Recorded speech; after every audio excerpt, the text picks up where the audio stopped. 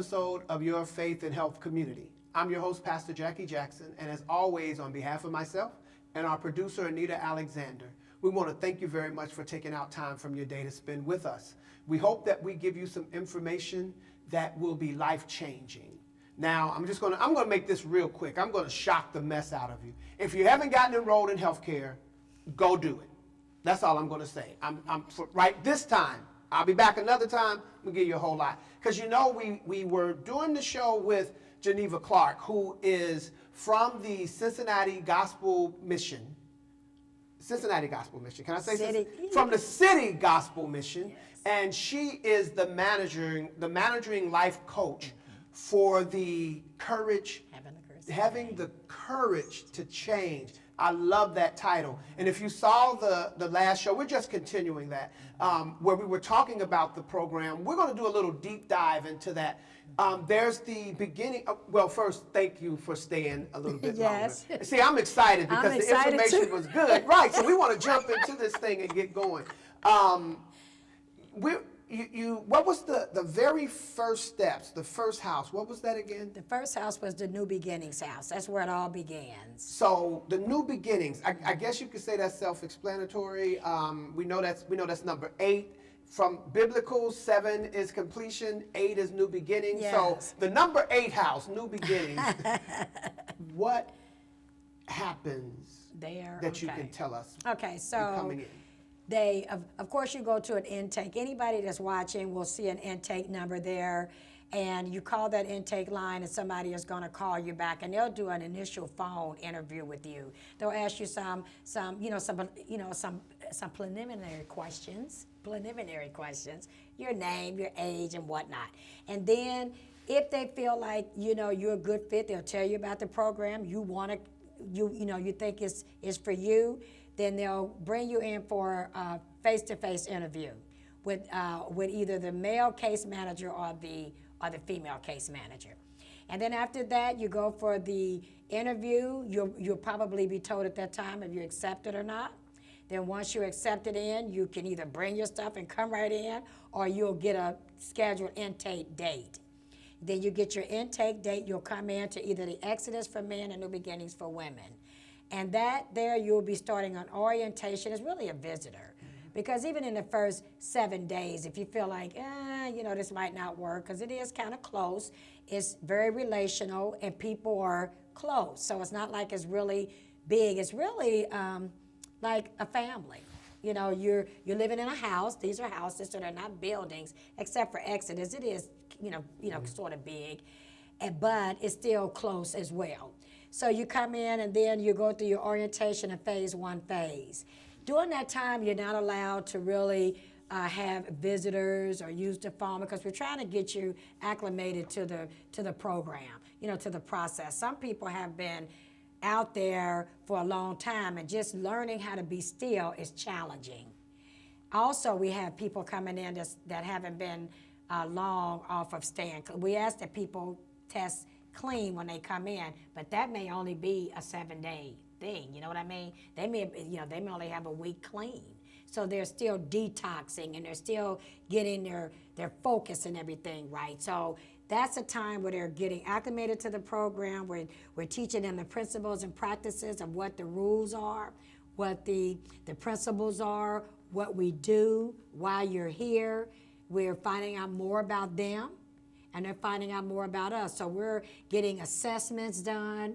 We're assessing them for their physical health. We're assessing them for their financial situation. We're assessing them for their mental, health issues. We're assessing them in every area during this time. We're getting to know them, and they're getting to know us. And that can be anywhere from 45 to 60 days. Okay, so you call in. So you can't walk in, no. Right? So the initial the initial process is done by phone. It's done by phone. Now, do you also take referrals from other organizations? So let's say you're coming by referral. Is that also a phone? It still would be an interview that we have with the individual. Right. Because again, it has to be their decision. We get referrals, except we do have people that are court ordered. because we're very much Okay, involved so with. you are connected. Oh my Okay. God, very much so. Prisons. We have people that have been incarcerated. We have one guy that's been incarcerated, 8 years. And he is just doing wonderful.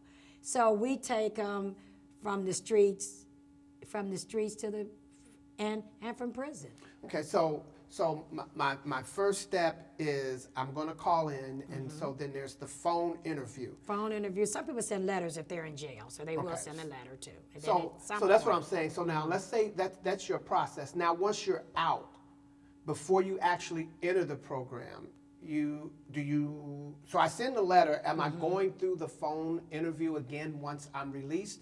Or am I coming there for a face-to-face? You're going to be coming there for a face-to-face. That process, if you're in jail or prison, have already been done. Does that Either count the through- Justice Center as well, or just or yes. upstate? If they're coming in from the Justice Center and they're court ordered, just about if they're court ordered and we have accepted them, then all of that process have taken place. And a lot of times we already know what's going on with the person if they're court ordered even before they get there, because Right. they have probation officers in the courts and things of that nature.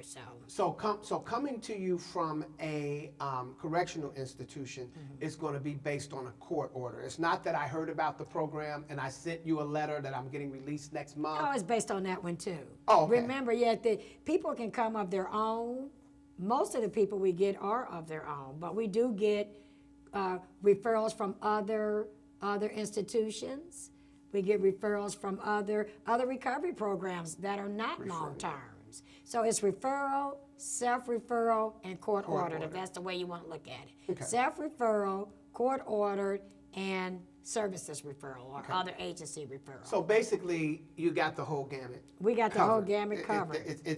It's there. So I come to the I call New Beginnings, and Or you call the intake I line. call the intake Uh-huh. line, and I'm speaking to whoever it is.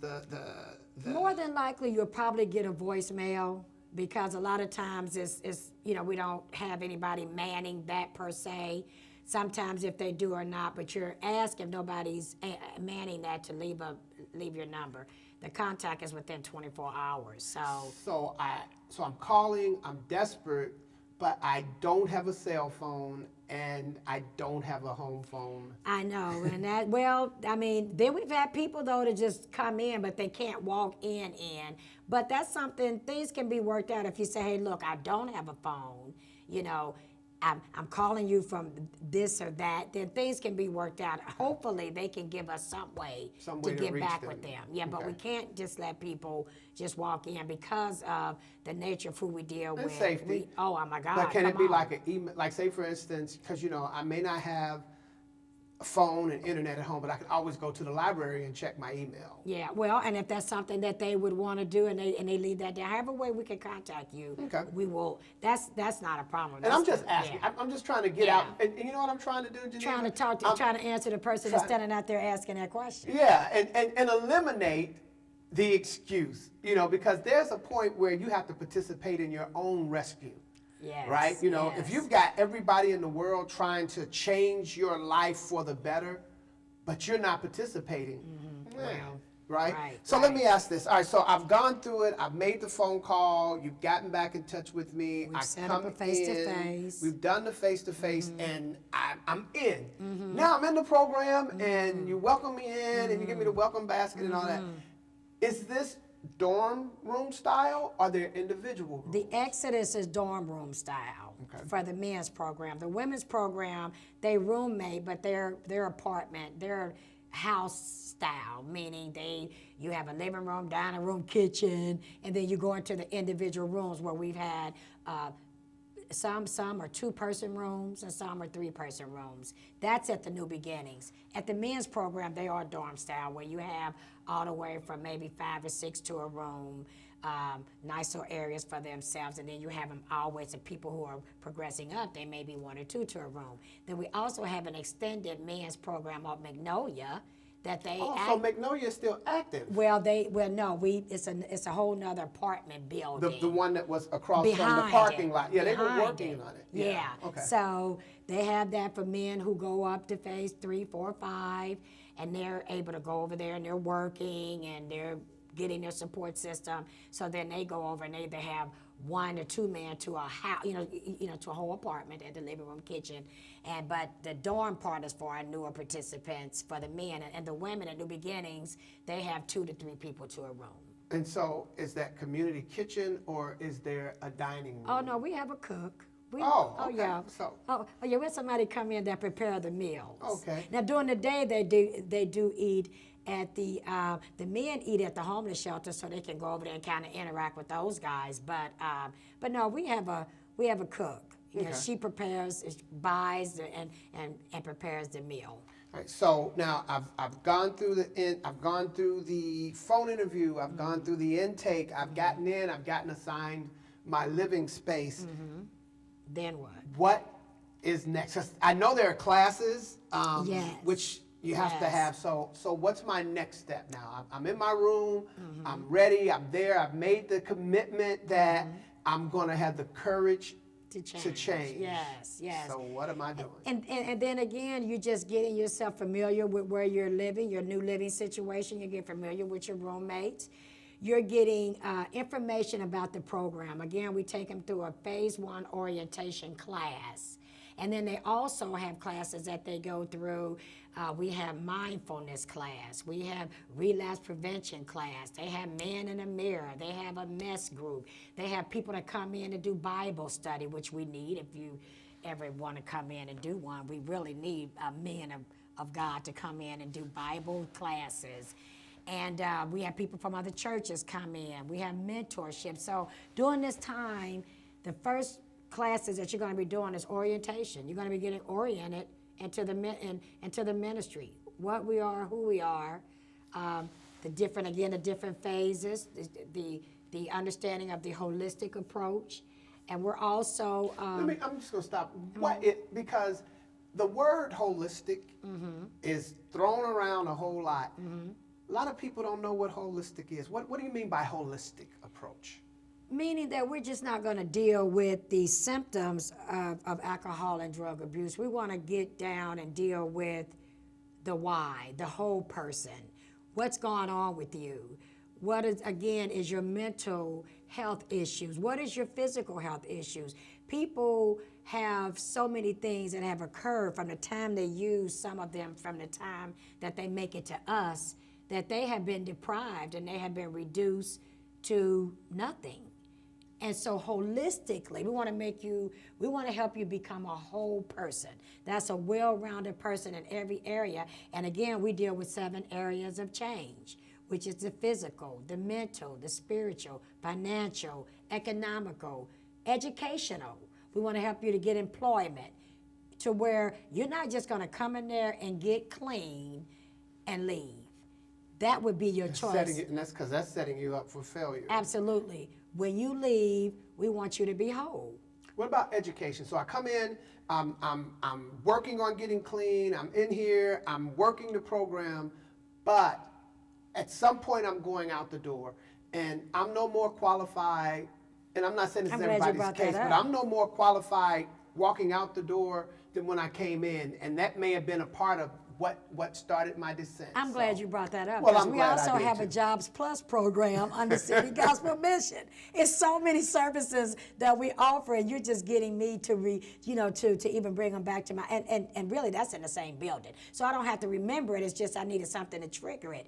While they're in this initial phases, they're also going down to the Lord's Gym, so they're getting physical, and then right next door to the Lord's Gym is Jobs Plus.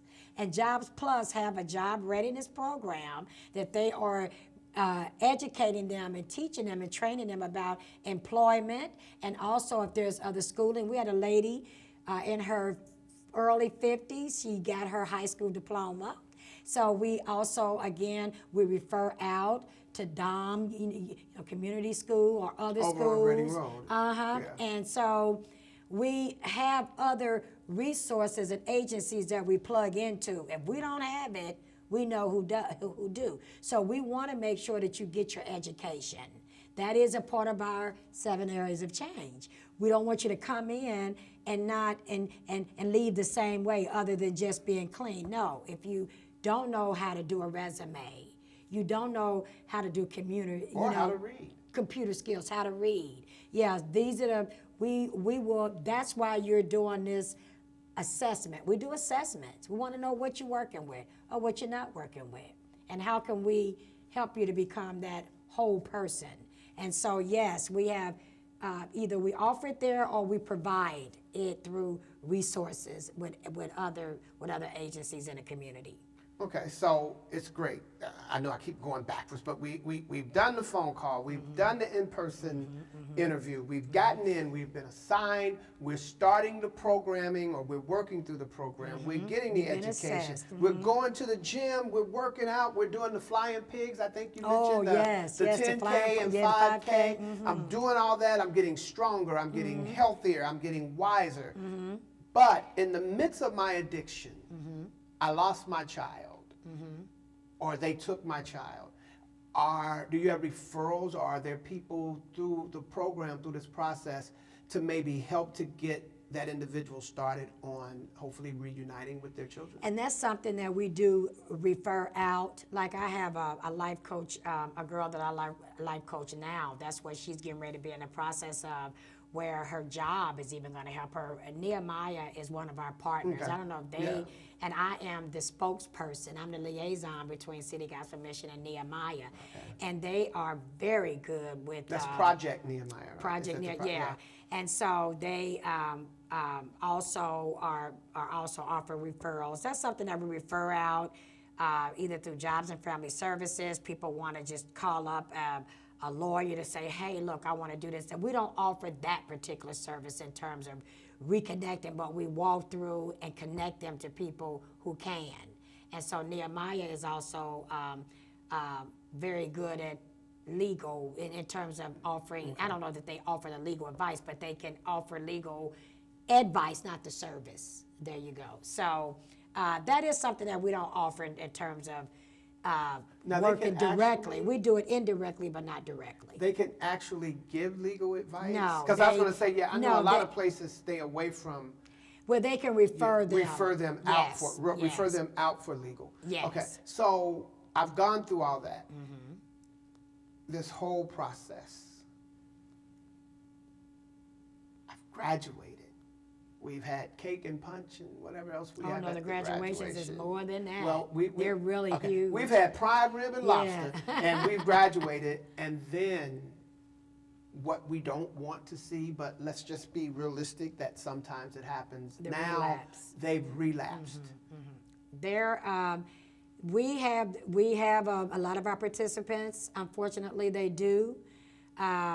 They leave and they're doing good, and then they have relapsed, and they have they've been able to come back. We have extended that to them because again, a lot of times maybe they've missed something, a lot of times the issues that plague us doesn't come out till long after we're in our recovery process. Some things we bury ourselves, and some things are buried because we're not ready to deal with them. And when we are, and we've left our safe place, and we just fall short, and we make those wrong decisions again. But we open our doors, to our participants to come back So if they make not it a back. Goodbye. Oh God, we never no. knew you. As a matter of fact, they have aftercare that we are very much involved with. Yes, and they meet twice a month at aftercare. And they show up and they kind of help each other. Like they facilitate their own aftercare group. We got a curriculum for them to follow, but they kind of facilitate their own groups. They support each other, and that's twice a month. And then they meet with me monthly, where they're urine screened, and I ask questions and use my old radar to kind of see where I think they are. And issues come up. I mean, it really does. And the sad part, Jackie, Pastor Jackson, Reverend Jackson. Mama named me Jackie. I like Jackie, but I also like to give people their respect too.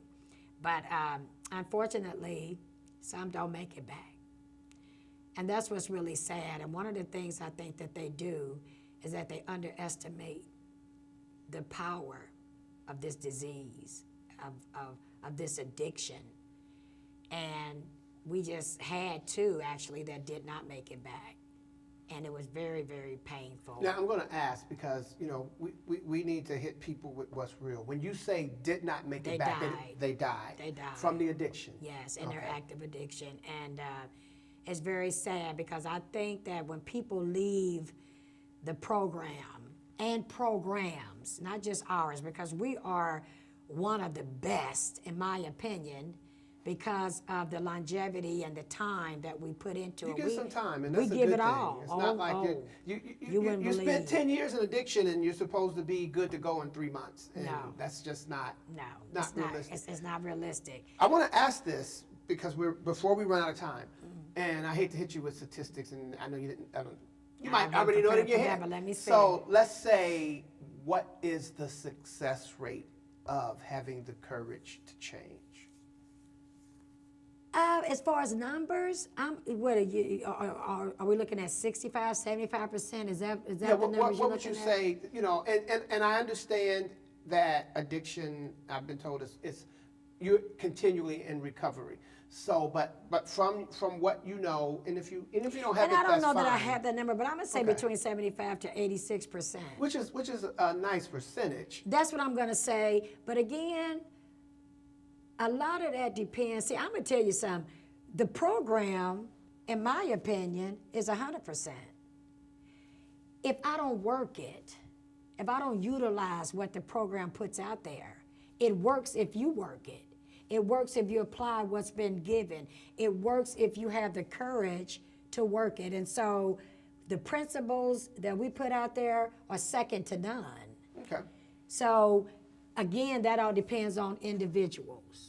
A lot of that, and there's some other factors besides if they want it or not. There's some other things going on too that are mental and physical, and like you said, the children. It's a lot of other factors. Including that Ephesians, you know, we battle not against flesh and blood. Come on. So, you know, there's a lot going on there. Yeah. I want to ask you this, and we only have like a couple of minutes left. You seem to have a lot of passion for this. And you even said that when you started and you were paying rent to work. And you were paying to work where you were. Just real quick, why so much passion because for I this am situation? them. I am a recovering addict. And I've been in the process for over 20-something years. And nothing hit or destroyed or damaged my life like being addicted to drugs. And my life has been totally turned around. You know, today I'm a real estate investor. I own properties. I own my own home. I have my own business. And I just got my real estate license. So there's nothing that my life is nothing like I thought it was. And I came from any type of no father home, where all of that. And if life can change for me, it can change for anybody. And that's why I'm so passionate, because I was able to find new life, new hope. And not just a little bit of life, a whole lot of life.